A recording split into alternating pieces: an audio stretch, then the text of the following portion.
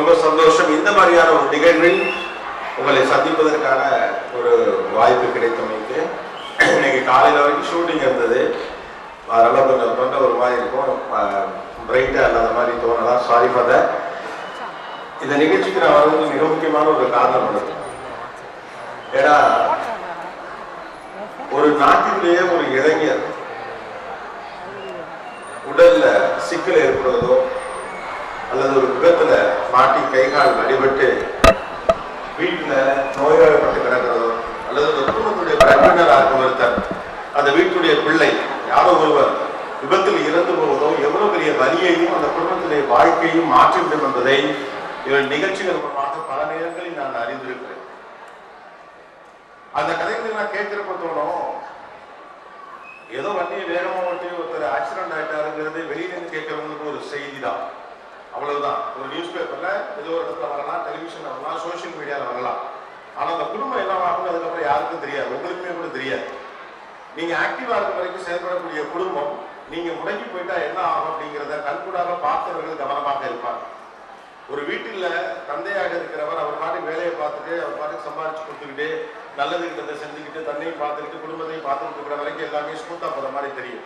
ஆனா ஒரு வீட்டில் இருக்கக்கூடிய பெரியவர், அந்த வீட்டுடைய பிரெட் வின்னர், பணம் சம்பாதிக்கக்கூடிய இடத்துல இருக்கக்கூடியவர், குடும்பத்தை காப்பாற்றும் இடத்துல இருக்கிறவர் நோய்வாய்ப்பட்டாலே இந்த குடும்பம் என்னவாகுங்கிறத நீங்க போய் கவனிச்சுக்கலாம் மட்டும்தான் தெரியும். அது வரைக்கும் வாழ்க்கையில எல்லா வித்தையுமே தான் பெருசா தெரியும்.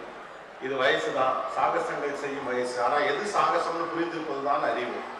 சாகசங்கள் செய்யற வயசுல எது சாகசம் புரிந்திருப்பதுதான் அறிவு. மற்றவர்கள் செய்ய முடியாத எல்லாவற்றையும் என்னால் செய்ய முடியும் என்பதற்காக அது சாகசம் ஆகிவிட முடியாது. ரெண்டாவது, நமக்கு ஒரு த்ரில்லு கிடைக்கிறதுங்கிறதுக்காக வண்டியை கண்மூடித்தனமாக வேகமாக ஓட்டுவதை தொடங்கி நான் இருக்கக்கூடிய சிஸ்டத்துக்கு எதிராக நான் செயல்படுறேன் பாரு, போலீஸ்காரங்களே ஏமாத்திட்டேன் பாருங்க. நீங்க போலீஸ்காரங்களாம் ஏமாத்தல, நம்மளை தான் ஏமாத்திட்டு இருக்கோம். இந்த டிராபிக் சிக்னல்லே நீங்க தப்பிச்சா அடுத்த டிராபிக் சிக்னல் போயிட்டதுனால நம்ம வெற்றி அடைந்ததாக நினைக்கிறோம். அப்படி கிடையாது. வேகமா போகணுங்கிறது கூட ரொம்ப முக்கியம், போய் சேரணுங்கிறது தான். அதுலதான் நீங்க ரொம்ப கவனமாக இருக்கணும். ஏன்னா ஒரு இளைஞன் சாகிற போது இந்தியாவுடைய ஒரு ரிசோர்ஸ் ஆகுது. You are not just individual people, that you need to understand you are a resource of the country. ஒரு தேசத்துடைய மனித வளம் என்பது எவ்வளவு முக்கியமானது என்பது மனித வளம் குறைவாக இருக்கக்கூடிய நாடுகளை உணர்கின்றன. உலகத்திலேயே அதிகமான இளைஞர்களை தன்வசம் வைத்திருக்கக்கூடிய ஒரு தேசம் என்ன மாதிரியான தேசமாக இருக்க வேண்டும் என்பது ரொம்ப முக்கியம். அந்த இளைஞர் சக்தி தன்னுடைய ஆற்றலை எதற்காக பயன்படுத்துகிறது அப்படிங்கிறதா? வண்டியை வேகமாக ஓட்டுறதுக்கு பயன்படுத்துதா, வாகனத்துல ஸ்டண்ட் அடிக்கிறதுக்கு பயன்படுத்துதா, சட்டங்களை மீறுவதற்காக தன்னுடைய ஆற்றலை பயன்படுத்துதா, இல்லது ஆக்கப்பூர்வமான விஷயங்களுக்கு பயன்படுத்தாங்கிறது முக்கியம். ஏன் இதை இளைஞர்கள்ட்ட சொல்ல வேண்டியிருக்கு அப்படின்னா, இந்தியாவில் சாலை மரணங்களில் அதிகமாக இறந்து போவது இளைஞர்கள். 18 வயதிலிருந்து 45 வயதுக்கு உட்பட்டவர்களுடைய எண்ணிக்கை தான் விபத்துகளில் இறந்து போவதற்கு அதிகமான பேர் இறந்து போறாங்க. ஒரு வீட்டில் வளர்ற பிள்ளை, ஒரு குடும்பமே அந்த பிள்ளையை நம்பி இருக்கும். நீங்க உங்க மேல எவ்வளவு நம்பிக்கை வச்சிருக்கீங்கிறது ரெண்டாவது விஷயம். ஒரு வீட்டுல 2 பிள்ளை இருக்கீங்க, ஒரு பிள்ளை இருக்கீங்கன்னா உங்கள் தந்தை உள்ள கனவுகளை சொல்லாமல் இருந்திருக்கலாம். உன்னை நம்பித்தாமா இந்த குடும்பம் இருக்கு, என்னைக்காவது நெருக்கடியான சூழ்நிலை வருகிற போது வேண்டுமானால் அவர் சொல்லியிருக்கலாம். அப்ப கூட அது பண்ணா உங்களுக்கு எல்லாமே கிரிஞ்சா தெரிஞ்சிருக்கலாம் இல்லையா? ஆனா ஒரு தந்தை எந்த அளவுக்கு அதை நம்பிக்கொண்டிருக்கிறாருங்கிறது உங்களுக்கு தெரியாது. உள்ள தலையெடுத்து படிச்சு கிடிச்சு பெரியாளாகி ஒரு வேலைக்கு போய் தன்னுடைய குடும்ப பாரத்தை பார்த்துக் கொள்வான். முடியாத வயதிலும் கஷ்டப்பட்டுக் கொண்டிருக்கக்கூடிய அம்மாக்களும் அப்பாக்களும் இருக்க வைத்திருக்கிற ஒரே கடைசி நம்பிக்கை அந்த வீட்டு பிள்ளைகள் தான். ஆனா அந்த பிள்ளைகள் எப்ப சாகசம் செய்யறாங்க தெரியுமா? அவங்க அப்பா அம்மாவுடைய கஷ்டத்தை இறக்கி வச்சுட்டு அந்த பொறுப்பை தோல்ல ஏத்துக்கிறது பேர் தான் சாகசம். அதுக்கு பேர் தான் வெற்றி. மாறாக ஒரு கனநேர சந்தோஷத்துக்காக ஓவர் ஸ்பீடிங் பண்றதுங்கிறது பெரிய சிக்கல். கவனமா இருங்க. ஒரு விஷயத்தை சொல்லும் போது சில விஷயங்கள் புரியாது, அதுக்காக நீங்க பட்டுதான் புரிஞ்சுக்கணும் அப்படின்னு சொல்லிட்டு உங்களை அந்த இடத்துக்கு தள்ளவும் முடியாது. ரொம்ப கவனமாக இருக்க வேண்டியிருக்கிறது. இந்தியாவோட ஸ்டாட்டிஸ்டிக்ஸ் கேட்டா தலை சுத்துது. தமிழ்நாட்டோட ஸ்டாட்டிஸ்டிக்ஸ் தான் பயமுறுத்தலா இருக்கு. 2024 இங்க நடக்கக்கூடிய விபத்துகளின் எண்ணிக்கை தமிழ்நாட்டை பொறுத்த வரைக்கும் 67,183. அதுல உயிரிழப்பு மட்டும் 18,074 பேர். ஒரு உயிருடைய வேல்யூ என்னன்னு சம்பந்தப்பட்டவங்க தெரியும். ஒரு நாள் செய்தி அல்லது ஒரு குடும்பத்தின் வாழ்க்கை, ஒரு விபத்து நடப்பதற்கு முன், விபத்து நடப்பதற்கு பின்னு சொல்லிட்டு ஒரு வாழ்க்கையை நீங்க இரண்டாக பிரித்து விட முடியும். அந்த வீட்டுடைய பொருளாதாரம், வசதி வாய்ப்பு, நல்லது கெட்டது, ஃபங்க்ஷனுக்கு போறது, ஒரு நோயாளியை பார்த்துக் கொள்வது எவ்வளவு சிரமம்னு உங்களுக்கு தெரியாது. ஏற்கனவே ஆவரேஜான ஒரு மிடில் கிளாஸான ஒரு குடும்பத்தில் இருக்கக்கூடிய அல்லது பொருளாதாரம் இருந்த குடும்பத்தில் இருக்கிறவர்களுக்கு கூட ஒருத்தருக்கு தொடர்ச்சியாக மருத்துவ செலவு செய்து கொண்டு அந்த பிள்ளைப்படுகிற வழியை பார்த்து அழும் அப்பா அம்மாக்களின் வாழ்க்கையை உணராத வரைக்கும் நம்மால் இதோடைய வீரியத்தை உணர முடியாது. ஜஸ்ட் ஃபிராக்ஷன் ஆஃப் செகண்ட்ல அடிக்கிற ஸ்டென்ட் எங்கேயும் ஒர்க் ஆக போறது கிடையாது. உண்மையிலேயே அது ஹீரோயிசமும் கிடையாது. நீங்க ஒரு ரிசோர்ஸ் உங்க மேல உங்களுக்கு மரியாதை இருக்கிற போது, நீங்கள் இந்த சமூகத்துடைய மிகப்பெரிய நபர், இந்த சமூகத்துக்கு பங்களிப்பதற்கான தகுதி உங்களுக்கு இருக்கிறது என்று நீங்கள் நம்புகிற போது, உங்கள் மீது உங்களுக்கு மரியாதை இருக்கிற போது, உங்களை எப்போது நீங்கள் பார்த்துக் கொள்ள வேண்டும், பத்திரப்படுத்திக் கொள்ள வேண்டும் என்று உங்களுக்கு மரியாதை. யோசிச்சு பாருங்களேன், நீங்க ஆசையா வாங்கின பைக்கை தினைக்கும் தொடக்கிறீங்க, ஆயில் மாத்துறீங்க, அப்பப்போ சர்வீஸ் கொடுறீங்க, வண்டியை பத்திரமா பார்த்துன்னு நினைக்கிறீங்க. கேவலம் அந்த வண்டிக்கே அவ்வளவு மரியாதை இருக்குன்னா, இந்த நாட்டுல மிகப்பெரிய தாக்கத்தை ஏற்படுத்துவதற்கான வல்லமை படைத்த ஒரு இளைஞர் கூட்டத்துக்கு எவ்வளவு பெரிய மரியாதை இருக்கணும். You have to respect yourself more than your vehicle. இல்லையா? When you don't have a respect for yourself, நீங்க உங்களை மிஸ்யூஸ் பண்ண ஆரம்பிங்க. எப்போ உங்க மேல உங்களுக்கு மரியாதை இல்லையோ, அதான் எது மீதெல்லாம் உங்களுக்கு மரியாதை இல்லையோ அதெல்லாம் தான் நீங்க மிஸ்யூஸ் பண்ணுவீங்க. இல்லையா? அதையெல்லாம் தான் நம்ம மோசமாக நடத்துவோம். எதன் மீது நமக்கு மரியாதை இல்லையோ, எது முக்கியமற்றது நாம் நினைக்கிறோமோ அதையெல்லாம் தான் நம்ம துஷ்பிரயோகம் செய்வோம், அதையெல்லாம் தான் மரியாதை இல்லாம நடத்துவோம். உங்கள் மீது உங்களுக்கு மரியாதை இருந்தால், உங்கள் அறிவு மீதும் உங்கள் உடல் மீதும் உங்களால் நம்ம நாட்டுக்கும் வீட்டுக்கும் நல்லது கெட்டது செய்ய முடியுங்கிற அந்த திறன் மீது உங்களுக்கு நம்பிக்கை இருந்தால் நீங்க சரியா பாதுகாத்துப்பீங்க, பத்திரமா பாதுகாத்துப்பீங்க. வேற வழி இல்லாம ஏதோ ஒரு சூழ்நிலை ஒரு விபத்து நேர்தல் பேர் விபத்து அப்படின்னு அதுக்கு பேர் வச்சதுக்கான காரணமே அதுதான். எதிர்பாராத விதமாக நடந்து விட்டாங்க. ஆனா விபத்து ஏற்படுவதற்கான சாத்தியக்கூறுகள் இருக்கக்கூடிய சாகசங்களை செய்வது தயவு செஞ்சு நிறுத்துங்க. இந்தியாவில அதிகமான விபத்துகள் நடப்பதனுடைய முதல் காரணம் ஓவர் ஸ்பீடிங். அதுல ஒன்னும் ஒரு பெரிய தெரியல அதெல்லாம் நீங்க ஓட்டி பாருங்க சார், உங்களுக்கு ஃபீல் ஆகும். அப்படி கிடையாது. ஒண்ணு பண்ண போகுது, நீங்க எது போய் அடுத்த சிக்னல் நிக்க போறீங்க, அவ்வளவுதான். பொறுமையா இருக்கலாம். அவ்வளவு உலகமாக செய்தி கொண்டு வரப்போவது இல்லை. நான் ஒரு கேம்பெயின் ஒன்று பார்த்தேன், அது இப்போ இருக்கு அப்படின்னு நினைக்கிறேன். பத்திரமாக பார்த்து பொங்கல் வீட்டுல மனுஷங்க கூட நான் பார்த்தேன். உங்களுக்காக யாரோ காத்திருக்கிறார். நீங்க தான் உங்களை முக்கியமானவங்களா இல்லையான்னு நினைச்சிட்டு இருக்கீங்க. உங்களுக்காக வீட்டுல யாரோ காத்துட்டு இருக்காங்க. உங்க அம்மா காத்துட்டு இருக்காங்க, உங்க அப்பா காத்துட்டு இருக்காங்க, உங்கள் தோழி காத்திருக்கிறாள், உங்கள் தோழன் காத்திருக்கிறாங்க. ரைட்டு தானே? உங்களுக்கு வண்டியில நீங்க போயிட்டு இருக்கப்போ ஒரு போன் வருது, அவசரமா எடுக்கிறீங்கன்னா டிராபிக் சத்தம் கேட்டுட்டு நான் அப்புறம் பேசுறேன்னு சொல்லவும் தான் உங்களுடைய நல்ல நண்பன். வண்டி ஓட்டும் போது பேசாதனாலும் உங்கள்கிட்ட சொல்லணும். ஓடுறப்பே காதில் போன பின்னால் வச்சுட்டு உங்கள்கிட்ட பேச சொல்லணும். உங்களுடைய நண்பனாக இருக்க முடியாது. அவர் உங்களை மதிக்கலன்னு அர்த்தம். ரைட்டு தானே? நீங்களே உங்களை மதிக்கலாம் அர்த்தம். நம்மளை எப்படி மதிப்பான்? உங்கள் அறிவை, உங்கள் புத்திசாலித்தனத்தை, உங்களுடைய சமூக பங்களிப்பை நீங்க மதிக்கலைன்னா உங்க மேல உங்களுக்கு மரியாதை இருக்காது. Respect yourself. உலகத்துல நீங்க மதிக்க வேண்டிய முதல் ஆள் நீங்க தான். அடுத்தவன் நமக்கு மரியாதை கொடுக்கணும், நாம நமக்கு முதல் மரியாதை கொடுக்கணும். நீங்க சாகசம் செய்து கால்கையை உடைச்சுக்கிற சாதாரண ஆளா, இல்ல உண்மையிலேயே அடுத்த கட்டத்தை நோக்கி நகர்வதற்கு தேவைப்படக்கூடிய புத்திசாலித்தனங்கள் வைத்திருக்கக்கூடிய ஒரு ஆளான்னு பாத்துக்கணும். எவ்வளவு சொன்னாலும் சில விஷயங்கள் அந்தந்த வயசுல ஏறாது. எனக்கு ஏறது இல்லை. ஆனா லைஃப்ல ரொம்ப கஷ்டமான விஷயம் நிஜமா ரெக்ரெட் தான். நான் அப்படி செய்திருக்க கூடாதுன்னு காலம் முழுக்க வருத்தி கிடக்கக்கூடிய வாழ்க்கையை பலமுறை நான் பார்த்தேன். குறைந்தபட்சம் என் தொழில் நிமித்தமாக பல்வேறு விதமான வாழ்க்கை சூழலில் இருக்கக்கூடிய மனிதர்களை சந்திப்பதற்கான வாய்ப்பு எனக்கு கிடைத்திருக்கிறது. அந்த வகையில் நான் சந்தித்த பல மனிதர்களின் வாழ்க்கையில அந்த நிமிடம் அதை நான் செய்திருக்க கூடாது என்று வருத்தப்பட்டு வாழுகிறவர்கள் மிக நிறைய பேர். அந்த எண்ணிக்கை தான் இந்த டேட்டா சொல்லும். சராசரியா ஒரு நாளைக்கு 49 பேர் சாகிறார். இங்க மட்டும் ஒரு நாளைக்கு 49 பேர் இங்கு இறந்து போகிறார்கள். அதாவது கணக்கப்படி அரை மணி நேரத்திற்கு ஒரு மரணம் நடந்து கொண்டிருக்கிறது, ஏதோ ஒரு வகையில சாலை விபத்தின் காரணமாக. இது சென்னையோட டேட்டா. சென்னையில 2023 ஒரு நாளைக்கு 10 விபத்து சென்னையில். அது முந்தினது தமிழ்நாட்டோட டேட்டா. அடுத்தது சென்னையோட டேட்டா. ஒரு நாளைக்கு 2023 10 விபத்து, 11 பேர் காயம். ஆவரேஜா 1.5 மனிதர்கள் இறந்து போகிறார்கள். 2024 பெட்டரா இருக்கு. Thanks to traffic department and police department. 2024 இது கொஞ்சம் குறைஞ்சிருக்கு. And thanks to people also, யங்ஸ்டர்ஸ்க்கும். ஏன்னா அவங்க நீங்க ஒத்துழைக்கலைன்னா இது செஞ்சிட முடியாது. ரைட்டா? 2024 1953 இந்த விபத்துகளின் எண்ணிக்கை 1575 குறைஞ்சிருக்கு. கொஞ்சம் குறைஞ்சிருக்கு, 14.some%. ஆனா இந்திய தரவுகள்ல ஓவர் ஸ்பீடிங் 68.4 தான் அதிகமான விபத்துகளுக்கான காரணம் அப்படின்னு சொல்றாங்க. அப்படி எதுக்காக ஓவர் ஸ்பீடிங் போகணும்? ஒரு பைக் தயாரிக்கிற நிறுவனம் உங்களை ஒரு கன்சியூமரா பார்க்கணும் இல்லையா? அது மேக்சிமம் ஸ்பீடை உங்கள்கிட்ட வச்சு கொடுக்கும். ரைட்டு தானே? வண்டி விற்கணும். அப்போ வேகமாக ஒரு வண்டியை போய் செஞ்சு கொடுக்கலாம். அதுக்குண்டான பாதுகாப்பு தரவுகளோடு அதை இவர்கள் செய்து கொடுக்கலாம். அந்த ஸ்பீடுக்கு உண்டான பாதுகாப்பு தரவுகள்லாம் இருக்கலாம். ஒன்று மட்டும் ஞாபகம் வச்சுங்க, நீங்கள் பைக் ஓட்டினாலும் சரி, கார் ஓட்டினாலும் சரி, நிறைய பள்ளிக்கூட பசங்க இருக்கீங்க, நீங்களாம் பைக் ஓட்டக்கூடாது.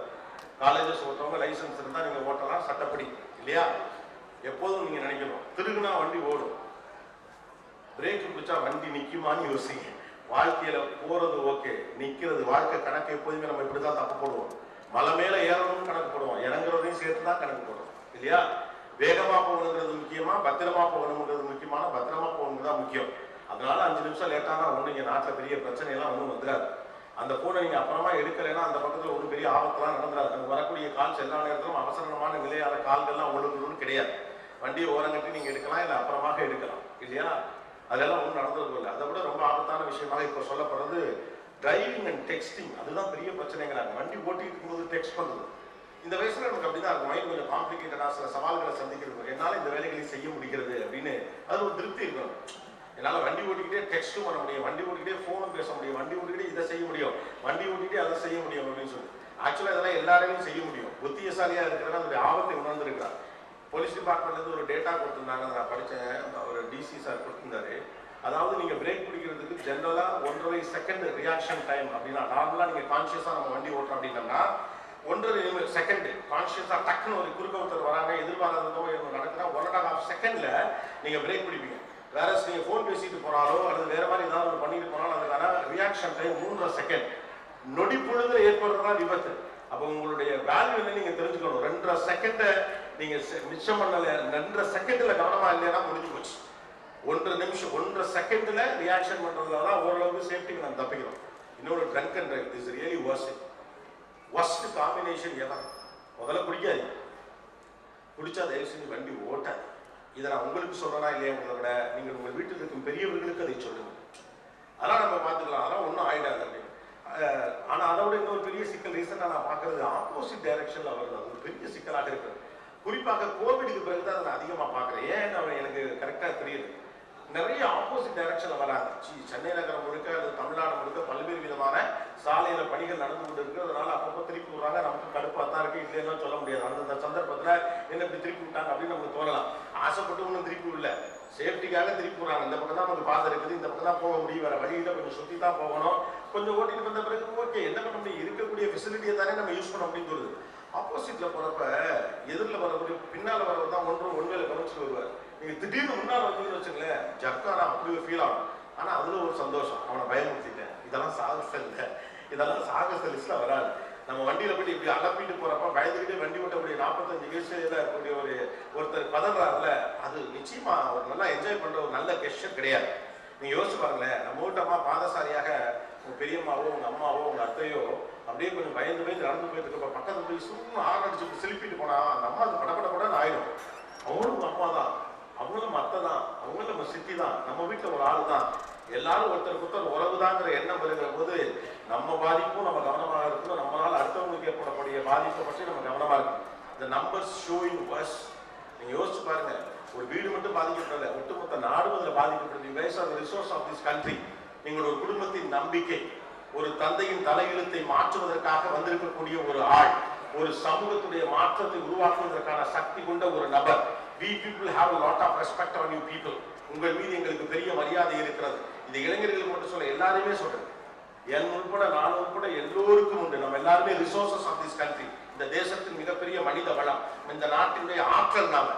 அப்ப இந்த ஆற்றல் பத்திரமாக இருக்க வேண்டும். அதனால அவ்வளவு தூரம் நம்ம மேல இன்வெஸ்ட் பண்றாங்க. யோசிச்சு பாருங்க, எவ்வளவு விஷயங்கள் கொடுக்குறாங்க மாணவர்களுக்காகவும் மக்களுக்காகவும். என்னென்னமோ விஷயங்களை கொடுத்ததுக்கான காரணம் என்ன, இந்த மனித வளம் சரியாக பயன்படுத்தப்பட வேண்டும். நல்லா யோசிச்சுக்கோங்க. நீங்க வேணா உங்களை சாதாரண ஆளா நினைக்கலாம், மறுபடியும் ஞாபகம் வச்சுங்க, நம்பிக்கையோடு காத்திருக்கிற தந்தைக்கு நீங்கள் தான் நம்பிக்கையின் ஒளி. என்னைக்காவது எவ்வளோ ஜெயிச்சிருவான்னு எல்லா பக்கத்து வீட்லையும் உங்களுக்காக சப்போர்ட் பண்ணிட்டு இருக்க உங்க அம்மாவுக்கு நீங்க தான் நம்பிக்கையின் ஒளி கீற்று. நம்ம குடும்பத்துல இந்த ஒருத்தர் படிச்சு பெரிய ஆளாயிருவான்னு சந்தோஷமா காத்திருக்கக்கூடிய பல பேருக்கு நீங்கள் தான் ஒரு பெரும் நம்பிக்கை. ரைட்டா? உங்கள் உற்றார் உறவினர் மற்றொரு எல்லோருக்கும் முக்கியமாய் தெரியக்கூடிய நீங்கள் உங்களுக்கு முக்கியமானவராக தெரிந்தால் சாகசம் என்கிற பெயரில் விதிகளில் மீறாதீர்கள். விதிகளுக்கு உட்படுதல் என்பது எப்போதுமே கஷ்டமா தான் இருக்கும், கஷ்டம்தான். ஆனா விதிகளுடைய நோக்கம் குறித்து ஒரு புரிதல் நமக்கு வந்துருச்சுன்னா ஆட்டோமேட்டிக்கா எல்லாம் சரியாயிடும். மீறுதல் தான் இந்த வயசினுடைய கிளர்ச்சியே இல்லையா? எதுவாக இருந்தாலும் அதை மீறினா அதுல ஒரு கிளர்ச்சி கிடைக்கும். ஆனா எல்லாவற்றையும் மீறணுங்கிற அவசியம் இல்லை. உங்கள் நலனுக்காக இருக்கக்கூடிய நல்ல விஷயங்களை மீற வேண்டும் என்பது அவசியம் இல்லை.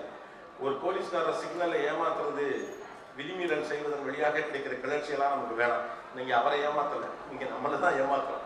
நம்மை நாமே ஏமாற்றி கொண்டு யாரையோ ஏமாற்றி விட்டதாக நாம் உள்ளுக்குள்ளே நினைத்துக் கொண்டிருந்தால் அதோடைய ஆபத்தை நாம் உணராமல் இருக்கிறோம் என்பதுதான் அர்த்தம். மறுபடியும் ஒரே ஒரு விஷயத்தை மட்டும் தான் உங்களுக்கு நான் சொல்லிக்கணும்னு நினைக்கிறேன். ஒரு விபத்துக்கு முன் விபத்துக்கு பின்னு வாழ்க்கையை 2ஆ பிரிக்கலாம். அந்த பல இடங்களில் நான் பார்த்தவன். அதனால சொல்றேன், நீங்கள் இப்போது இருப்பதை போலவே எப்போதும் இருந்து விட்டால் வாழ்க்கை மகிழ்ச்சி. ஆனா நீங்க படுத்துட்டீங்கன்னா, ஒரு கைகால் உடஞ்சு நீங்க கிடந்துட்டீங்கன்னா உங்களை பார்த்துக் கொள்வதற்காக உங்கள் குடும்பம் படப்போகும் சிரமத்தில் தொடங்கி ஒரு அற்புதமான எதிர்காலம் கையில் இருந்தும் அதை தவறவிட்டதை நினைத்து காலம் முழுக்க மனதிலே வருத்தப்பட்டு கிடத்தலில் தொடங்கி அத்தனை இருக்கு. இது பயமுறுத்தலுக்காக சொல்லலை.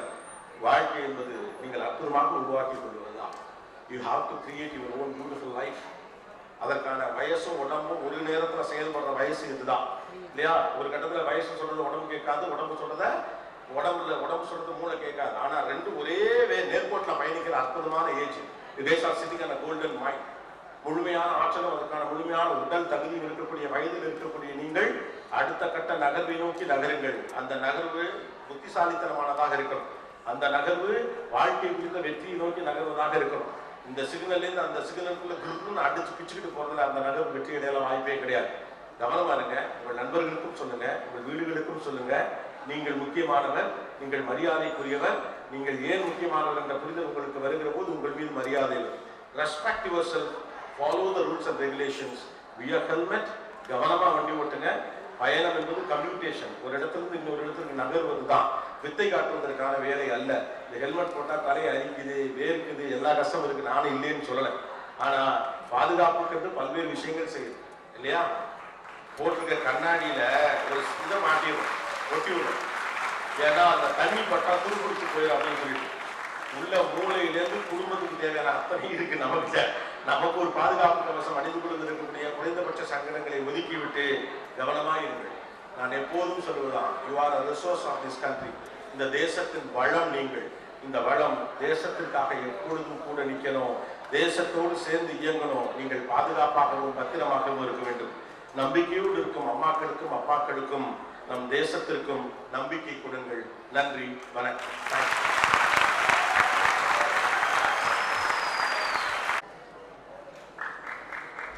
Thank you sir, thank you madam. அடுத்ததாக விபத்தில் உயிர் காக்கும் பொன்னான நிமிடங்களை மிகச் சிறப்பாக கையாண்டு புத்துயிர் அளித்த நல் உள்ளங்களை பாராட்டி நற்சான்றிதழ் வழங்கி சிறப்பிக்க பணிவன்போடு கேட்டுக்கொள்கிறேன். சென்னை பெருநகர காவல்துறை ஆணையாளர் வரும் இணை ஆணையாளர், நம்முடைய காவல்துறை கூடுதல் ஆணையாளர் போக்குவரத்து பிரிவு அவர்கள் வழங்கி சிறப்பிக்கிறார்கள். அடுத்ததாக பிரேம்குமார். பொதுமக்கள், ஆட்டோ டிரைவர்ஸ், ஆம்புலன்ஸ் டிரைவர் என்று மட்டுமல்லாமல் கல்லூரி மாணவர்களும் உயிர் காக்கும் உன்னத சேவையை மிகச் சிறப்பாக ஆற்றியிருக்கிறார்கள். அந்த வகையில் தன் வயதையும் பொருட்படுத்தாமல் கோல்டன் அவர்ஸை துரிதமாக செயல்படும் வரிசையா வந்துடலாம். குணச்செல்வன் அம்பேத்கர் அரசு கலைக்கல்லூரி BA டிஃபென்ஸ் படிக்கிறாங்க.